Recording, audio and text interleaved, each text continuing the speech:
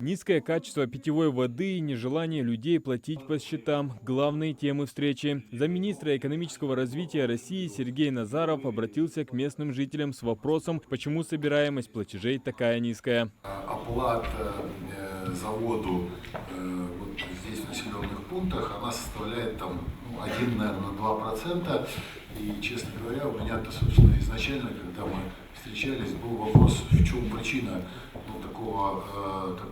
такой позиции, гражданской позиции, что не хотят платить за воду, причем не то, что если нет воды, то понятно, за нее не надо платить, если есть вода, за нее платить надо.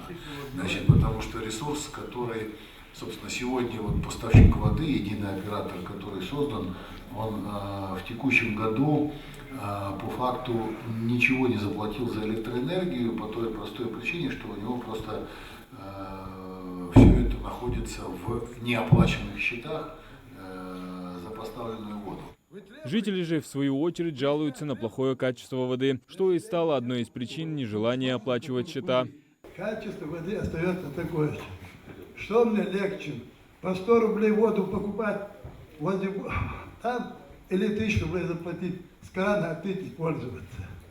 Мы все, односельчане мои, покупают воду. Бочки, которые стоят по продаже воды, они не уменьшаются, а увеличиваются. Именно были указаны некоторые скважины, в которых была жесткость или аргументировалось то, что нечистая вода. Мы эту работу провели совместно с Роспотребнадзором, все необходимые работы сделали. Одну из скважин мы законсервировали, тут же провели работу и запустили дополнительную скважину. Также мы запустили еще дополнительную скважину. Все эти работы мы делали совместно с главой администрации данного сельского поселения. Жители села объясняют, даже если вода в скважинах и соответствует нормам, то ветхий трубопровод полностью приводит ее в негодность по пути в дома. На данных участках, для понимания, наш водозабор он располагается от Кантышева до Галакова. У нас есть специалисты круглосуточно и мастера, которые задействуются. На сегодняшний день таких порывов в день, чтобы не было несколько порывов в данных селах, у нас такого нет. Здесь очень много ветхих сетей. Для того, чтобы эти все ветхие сети менять и дальше продолжать работу, нам нужно реализовывать производственную программу. А как мы все знаем, производственная программа она зависит от сбора платежей. Сбора платежей здесь нет. Жители также жалуются на завышенные счета за водоснабжение. Основная претензия – тариф 46 рублей за кубический метр, который многим кажется необоснованно высоким. Но главное возмущение вызывает другой факт. В квитанциях часто указывают больше жильцов, чем фактически проживает в домовладениях. По их мнению, единый оператор не проверяет данные о реальном количестве проживающих. Как можно два человека проживает в доме, водоканала меньше 2 лет находится наш водопровод, 45 тысяч рублей предъявили. Он же не может за 2 года на 45 тысяч рублей воду потреблять. У него есть там прописаны люди, которые давно замуж вышли, их нету. Поэтому нужно заключать конкретный договор с каждым домовладением. У нас есть очень много случаев, которые обращались население, там, что она некорректна.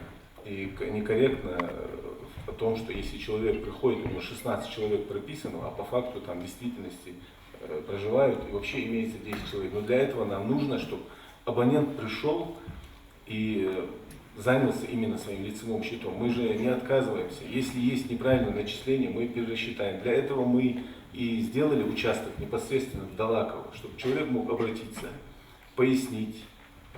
Если даже есть неправильное начисление, у нас же есть факт перерасчета. Ну тогда здесь, конечно, должно какое-то встречное движение быть. Да, если, соответственно, неправильно насчитали, то надо свериться, посмотреть. Там, я помню, в прошлый раз такой разговор был, что посчитали количество людей по той базе, которая на сегодня не актуальна. То есть для этого надо, конечно, там с тем же водоканалом прийти и актуализировать. Если там 2 человека зарегистрировано, то 2 они то, что там в базе, которая там непонятно с какого периода. По словам Сергея Назарова, ключевая задача на сегодня – разобраться с проблемой отсутствия платежной дисциплины. Он пояснил, что регион участвует в пилотном проекте по развитию предприятий энергетики и ЖКХ, однако эти предприятия сталкиваются с дефицитом денежных средств именно из-за низкой собираемости платежей с населения. Этот дефицит, по его словам, и приводит к невозможности заменить те самые ветхие трубы и решить другие проблемы. Для поддержки коммунального сектора из федерального бюджета уже направлены средства, рассчитанные до 2027 года. Таким образом, была озвучена двухсторонняя задача. Коммунальные предприятия должны использовать эти ресурсы для реального улучшения качества услуг, а население постепенно формировать культуру своевременной оплаты счетов. Есть движение по улучшению ситуации? Да, есть. Значит, то, что все проблемы решили, нет, не решили.